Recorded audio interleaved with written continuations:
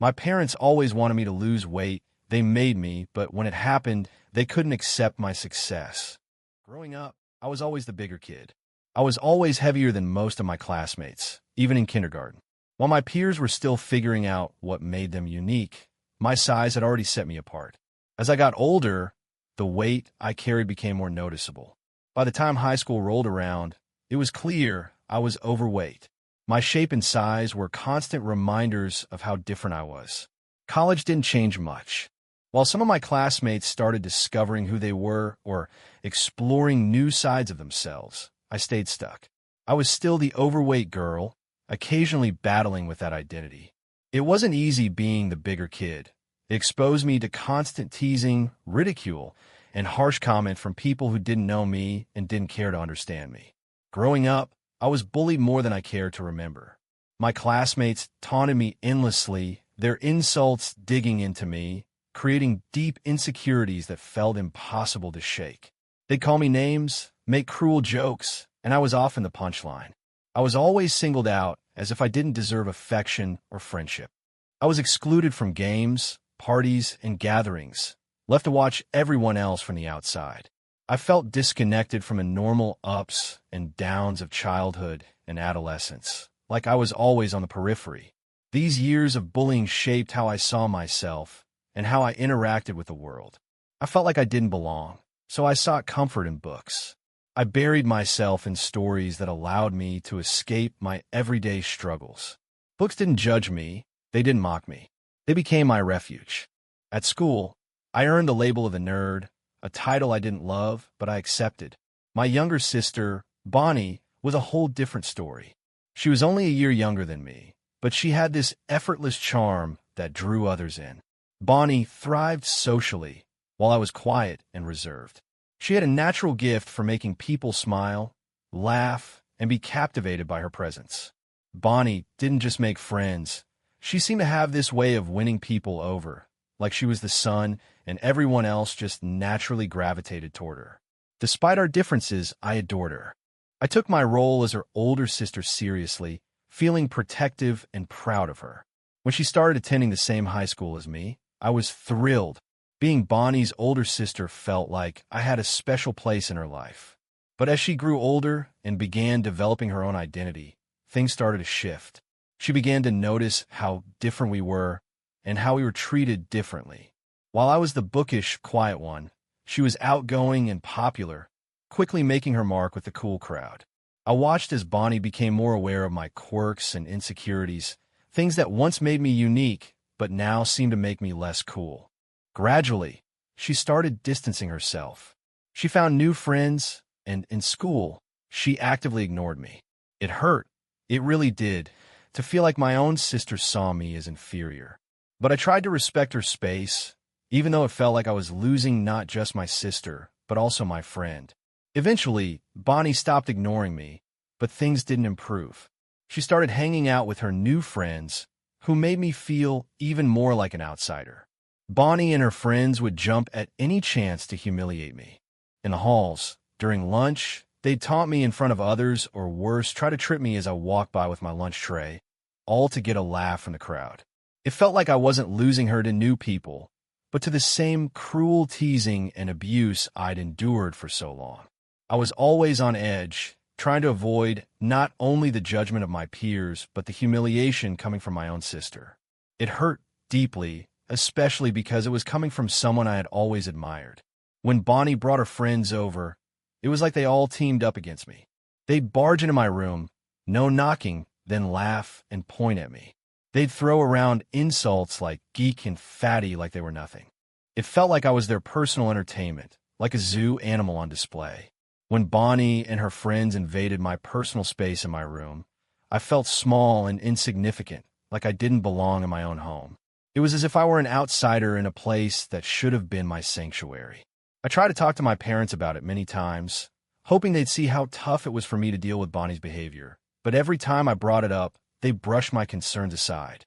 They'd smile and defend her actions, claiming that this was just how siblings bond. They told me she was only joking with me, that it was harmless. They suggested I lighten up, stop taking their teasing so seriously. They even said I should be more patient and resilient, considering I was the older sibling. So not only did I face constant bullying from my peers and my own sister, but my concerns were repeatedly invalidated by my parents. It left me feeling completely isolated, as if no one in my family truly understood or cared about how deeply it hurt. The only time I ever felt truly noticed by them was when it came to my academic achievements. School had always come easily to me, and I was used to getting good grades. In many ways, it was the one thing that set me apart, the one area where I could feel superior. It was also the one thing that seemed to make my parents proud. My parents loved to brag about my accomplishments to friends and relatives, showcasing me as the family scholar, almost as if my grades were proof of their excellent parenting. But Bonnie hated being compared to me in this way. She wasn't an academic overachiever, nor did she care to be, but our parents often held my achievements over her head, as if she should follow my example. I could always tell it frustrated and angered her, which probably explains why she did what she did to me. Occasionally, Bonnie would try to sabotage my hard work as a way of getting back at me. She'd sneak into my room in the middle of the night and steal my homework, often right before it was due. I'd wake up the next morning to find that my assignments had been taken.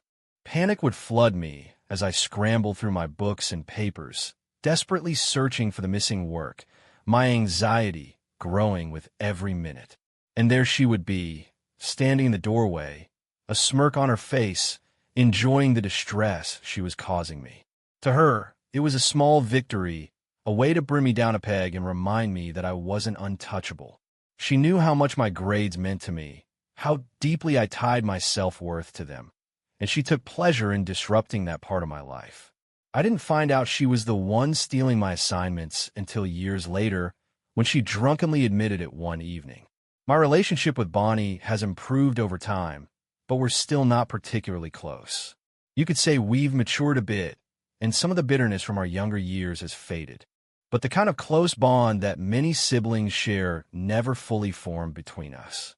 After graduation, I moved to a new city to start a fresh chapter of my life, with a new job and new opportunities. It meant I didn't see my family as often, and as time passed, our communication became limited to occasional phone calls or texts. So, when I planned a summer visit home last year, I was genuinely excited to reconnect with everyone. It had been a long time since we'd all gathered as a family, and I was looking forward to catching up. But things didn't go exactly as I had expected. The family lunch started out great. Everyone seemed genuinely happy to see me, and for a moment, it felt like old times. That was until Bonnie unexpectedly revealed her engagement. None of us saw it coming, and at first, we thought she was joking. But as soon as she proudly showed off the stunning ring on her finger, it was clear she wasn't kidding. I was genuinely happy for her. I was delighted that she had found someone who loved her and whom she loved back. But just as the congratulations were dying down, Bonnie turned to me and asked about my recent activities. I started to tell her about my job, my life, and how fulfilling things had been for me. But before I could finish, she interrupted. "I can't help but say this," she began. Bonnie smirked and asked, "But why are you still fat? If your life is really so amazing, shouldn't you have lost weight by now?" Her words hit me like a slap, stirring up old insecurities I thought I had left behind. The room grew uncomfortable. I could feel the weight of everyone's gaze on me, silently waiting for my response. I shrugged and tried to laugh it off awkwardly, but my parents didn't let it slide. They immediately joined in, criticizing me for still being overweight and unmarried, expressing their concerns that I might never have children. Hearing them speak like that was mortifying. All the accomplishments I had worked so hard for, the life I had built in a new city, seemed to mean nothing to them. In their eyes, my weight and marital status were all that mattered. As my parents and Bonnie continued to criticize me, their words dug deeper than I had expected. After years of slowly discovering my worth, building confidence, and embracing my independence, in those moments, I felt like the same anxious, awkward teenager I had always been, desperate for my family's approval. My parents then praised Bonnie for getting engaged before me, voicing their pride in her. To them, I was the lesser child, successful but never quite enough. What was meant to be a joyful family reunion quickly turned into a painful reminder of all the old wounds. At that point, I felt more like an outsider than ever. But Bonnie didn't stop there. She continued to ask intrusive questions. So, when are you getting married? Do you even have a boyfriend? She was blatantly mocking me in front of everyone, making my romantic life the subject of ridicule. My parents chimed in, agreeing with Bonnie, insisting that it was time for me to find someone before it was too late. They pointed out that Bonnie, younger than me, was settling down while I, the older one, was wasting my life at work. I tried to defend myself, explaining that I liked my life the way it was, that my work and my independence fulfilled me. My career paid well, and I was passionate about it. So why should I need a spouse or children to be happy? I'm content just the way I am, I told them, but my words seemed to fall on deaf ears. My mother, especially, looked at me with disdain, scoffing, "What's the point of earning all that money if you don't have anyone to come home to?" It was as if she couldn't comprehend that happiness could exist outside the confines of marriage and family. Sitting there, I had the all-too-familiar feeling of being misunderstood. My life choices seemed irrelevant to them, and it was clear they had a very different idea of what happiness meant. This was my family, the people who were supposed to understand me best, yet they were focused on a version of happiness that wasn't mine. I had come home hoping for connection and warmth, but instead, I was met with judgment and mockery. Bonnie then smirked and added, "I expect you to at least have a +1 by the time my wedding rolls around." She chuckled and continued, "I don't want people thinking my sister is some old, miserable woman all alone while I'm getting married." Her words stung, and all I could do was shake my head and assure her I'd try. That's when my parents spoke up again, matter-of-factly. "Bonnie's wedding is almost a year away. Even if you can't find a partner, you could at least try to lose weight and look more presentable for her wedding." They suggested that if I lost some weight, it would be easier for me to attract a partner. Bonnie, eager to agree, said, "Yeah, I want you to lose a few pounds at least." She said it so nonchalantly, as though she was doing me a favor. I sat there, stunned and humiliated, feeling a deep ache I hadn't felt in years. How could my own family talk to me like this?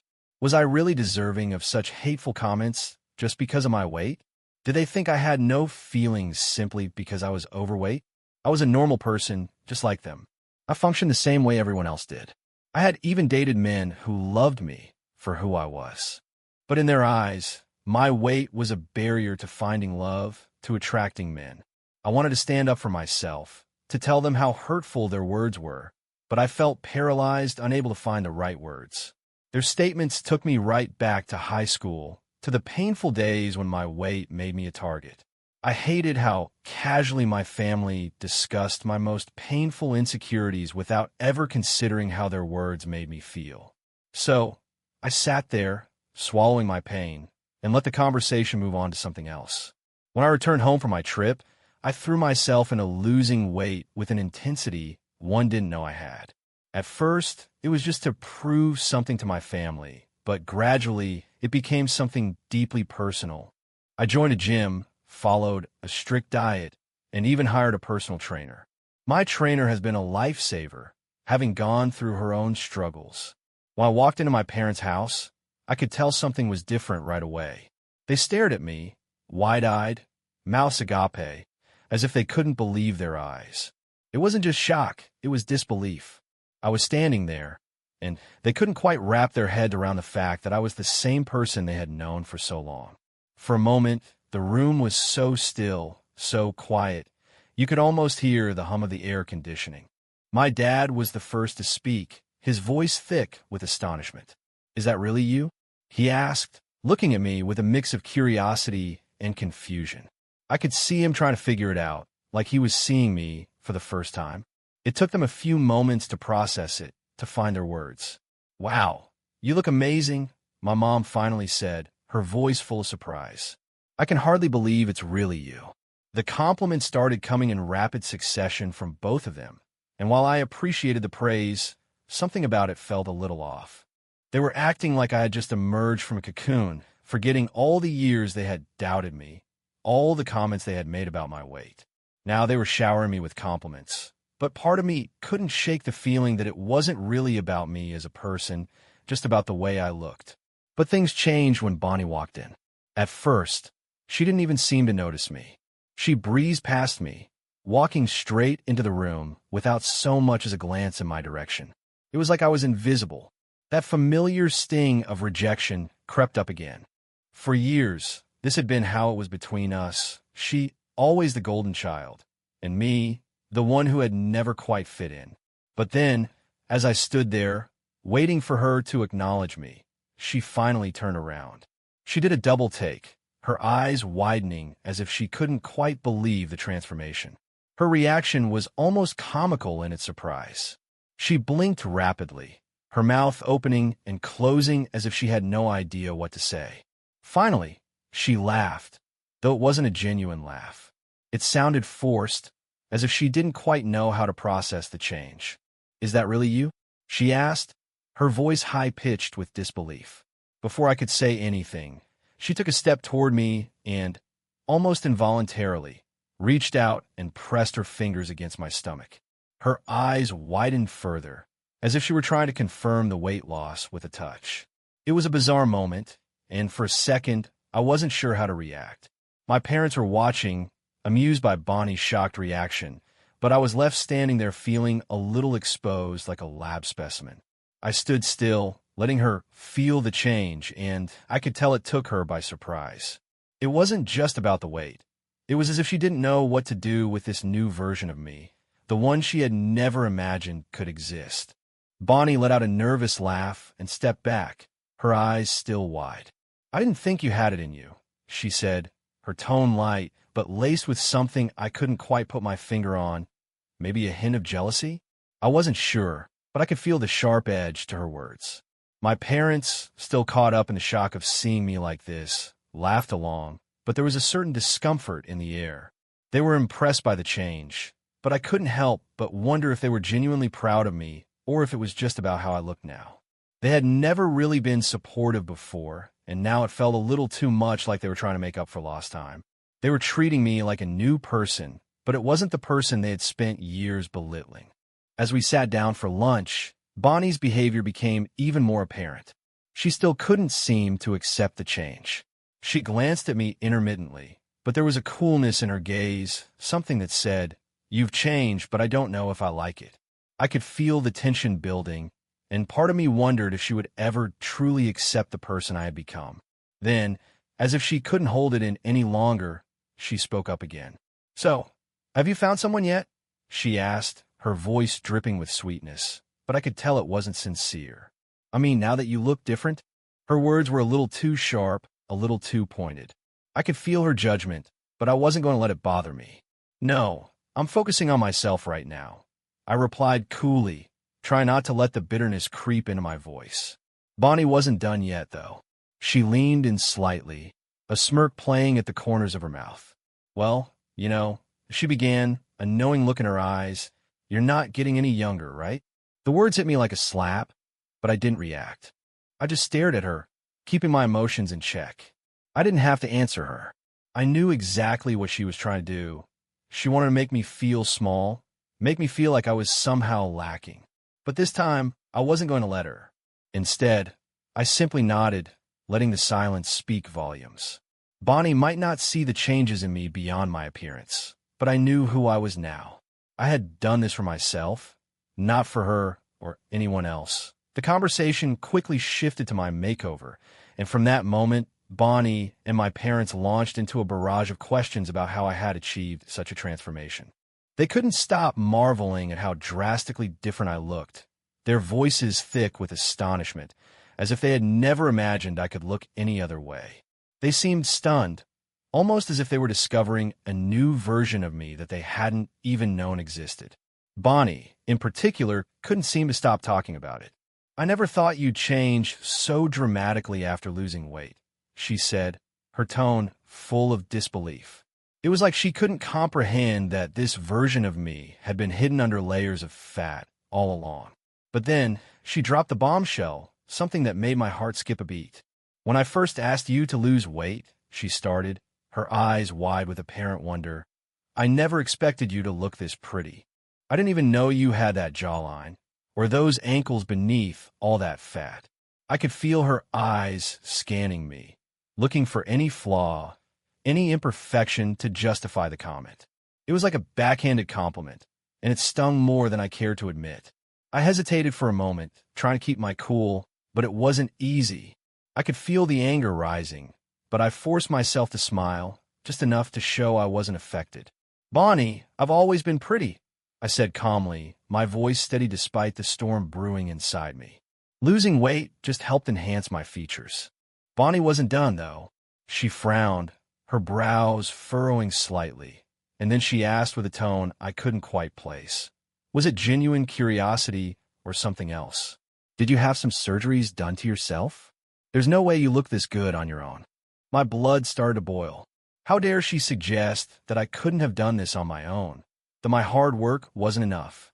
The audacity to think that I needed surgery to be attractive when I had worked so damn hard to get to this point was infuriating. I looked her directly in the eyes, refusing to look away. "Wow, Bonnie," I said, my voice firm and unwavering.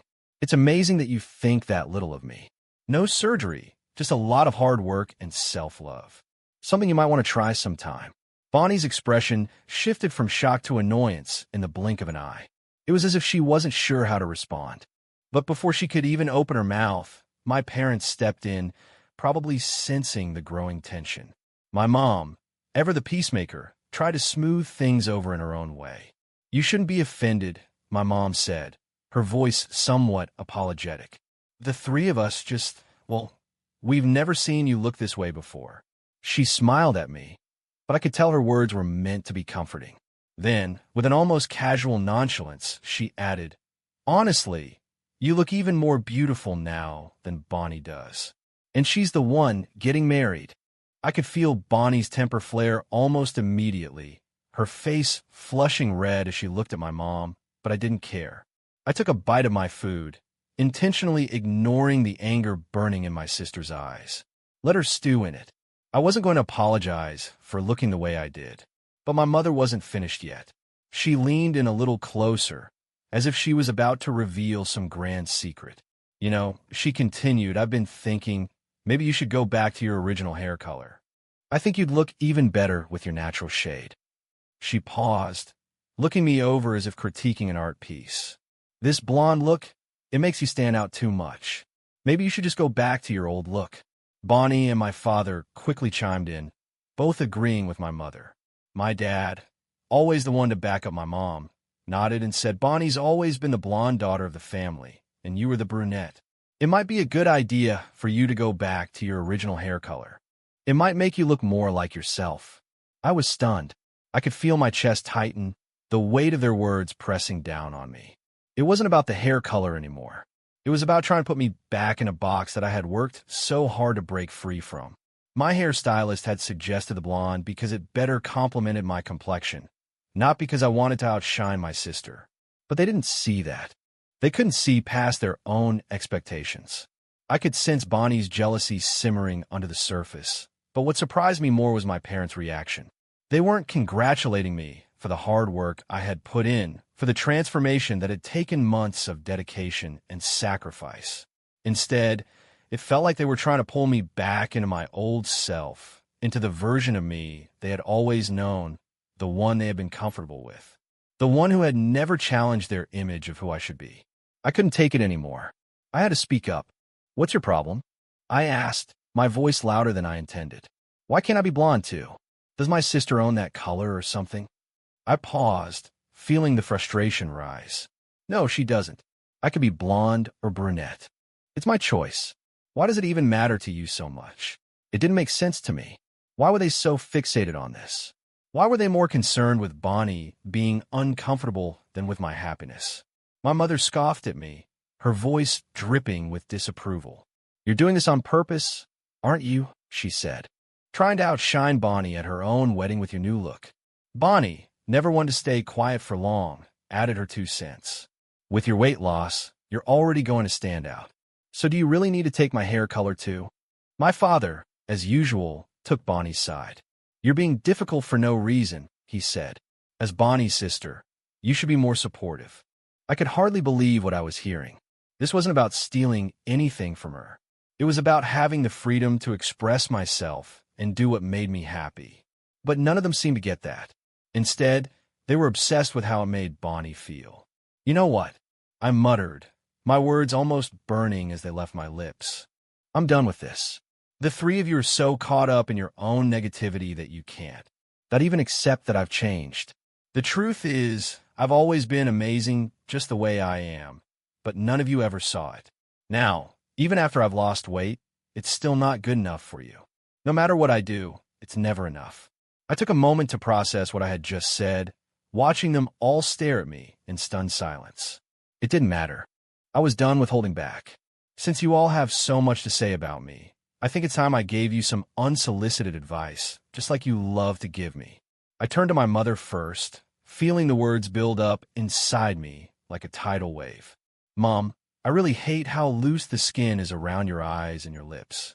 They droop on one side when you laugh. I can't help but notice all your crooked teeth, and honestly, it's just disgusting to me.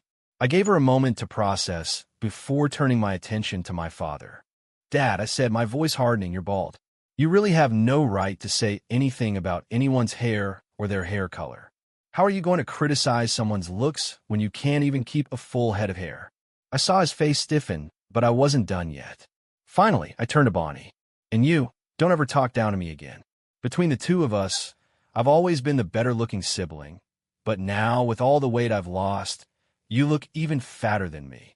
Just look at those chubby arms of yours. Bonnie's face turned bright red with embarrassment, and she looked like she was about to cry. But I wasn't going to let up.